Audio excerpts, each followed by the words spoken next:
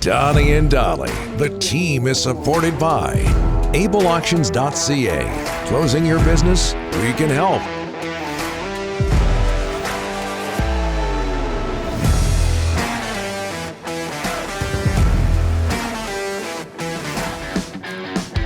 All of our guests today, including Bryan Burnham, standing by on Donnie and Dolly, brought to you by our title sponsor, Able Auctions, ableauctions.ca. Fourth on the BC Lions all-time receptions and receiving yards list, retiring after 8 seasons in BC.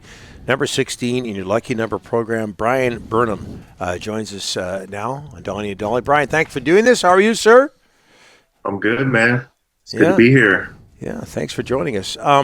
Bryan, I just mentioned our title sponsor, Able Auctions, and ableauctions.ca. Your gunmetal gray jersey at auction on the Lions website went for $1,650. Wow. Several bids. You're retiring. Do you have many of your jerseys or helmets or anything like that as you say goodbye? Oh yeah, I've got plenty of gear from over the years. A lot of it's gone to people who mean a lot to me, but yeah, I've got a couple jerseys laying around, getting ready to go up on the old in the man cave. In the man cave on the wall. That's right. Yeah, because so many players you talk to, whatever sport, and some of them regret not keeping a lot of their jerseys or helmets or whatever the case may be. Bryan, you retire. You're 32 years old, 8 seasons with the Lions, spectacular seasons. What led to this decision? There's a lot of things that led to this decision. Obviously, I've talked about, the struggles that my wife and I have gone through with starting a family, and it's been tough the past few years with that. And I'm used to my wife coming up with me every season. Mm-hmm. Us being together, and with COVID and all that, and the border restrictions last season, she wasn't able to come up. And, on top of that, we have a house here, we're paying a mortgage, and now we have, three beautiful foster kids. And, it just got harder and harder being away. So that's one of the biggest things that contributed to this decision. And on top of that, I never really wanted to play, until I just couldn't anymore. I didn't want to put my body through so much that I just had to stop because my body couldn't take it.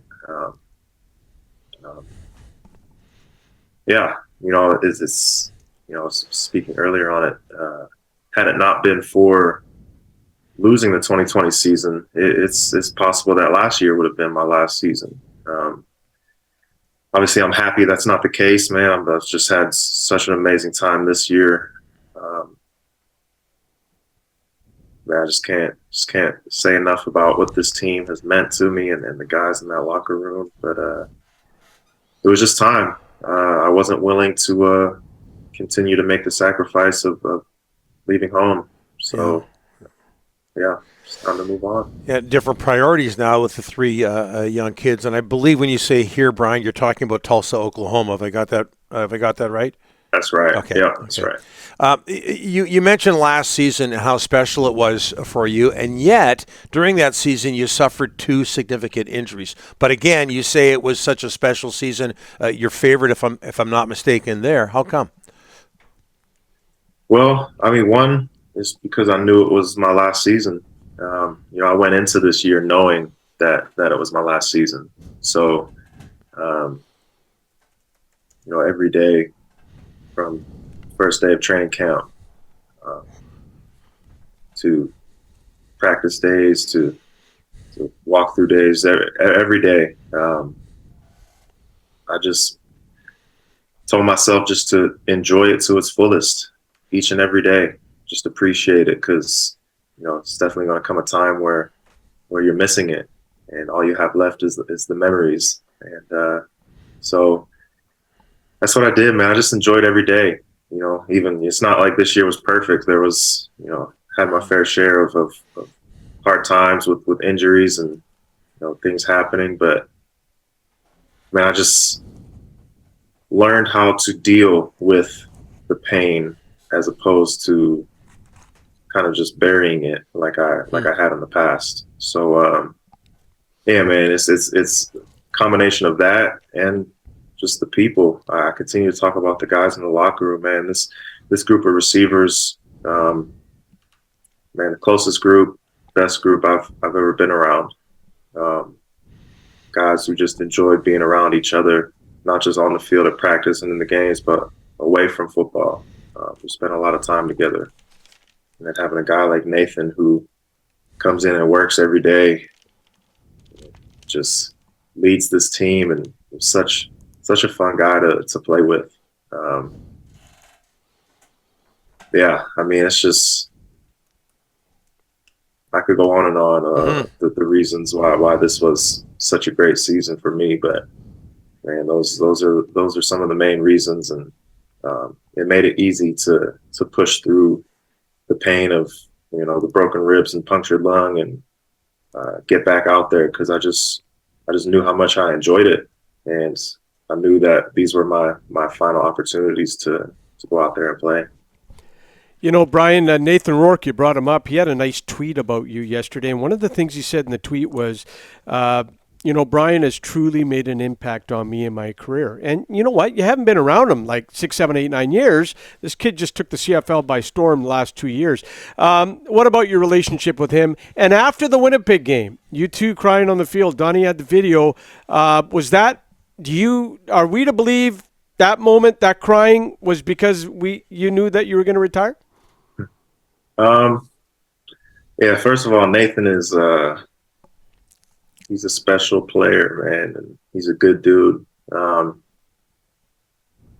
It's a guy who, like I said, from day one, just came in and just worked his butt off every day, prepared as if he was the starter every day last year behind Michael Riley, and was always prepared to take the field and lead us.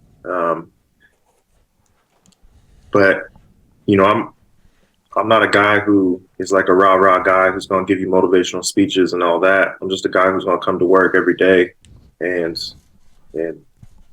work and prepare and get better. I don't miss practice. I don't miss meetings. It's just, I'm willing to put in all of that work, and I think just that work ethic of how I prepare, how I practice, are the things that guys look at and they see, okay, that's how a pro is supposed to do it. That's how you have to do it. And that's something I learned from the Manny Arsenault and Travis Lule's. But yeah, after that Winnipeg game, he had an idea that this was my last season, but that's when I finally told him just that I appreciate everything, because he came up to me and he felt bad. He was sorry that he didn't play better to help get me a Grey Cup on my last year. And man, I just embraced him and told him, he has nothing to hang his head on. Told him that he truly made this last season of my career meaningful, and it's just an honor playing with him, and that's kind of what that was about. Yeah. Obviously, it was the pain of losing that game, but that emotion was more so just knowing that that was our last time sharing the field together, and everything that he meant to me.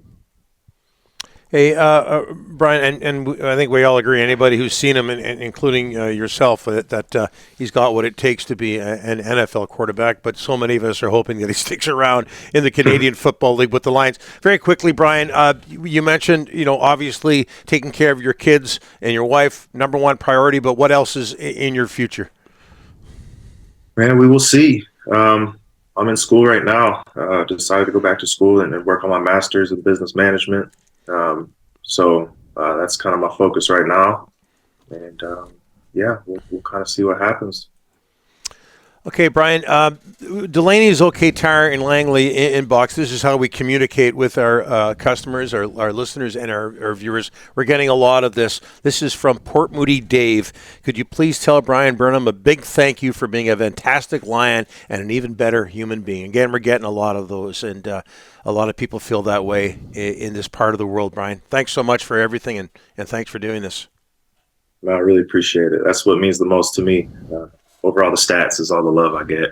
Yeah, the love I get back. So it's awesome. I appreciate you guys. Yeah, it's been great watching you and certainly talking to you. Brian, thanks so much. Appreciate it. All Thank the best. you. You bet. 3 kids. Tough.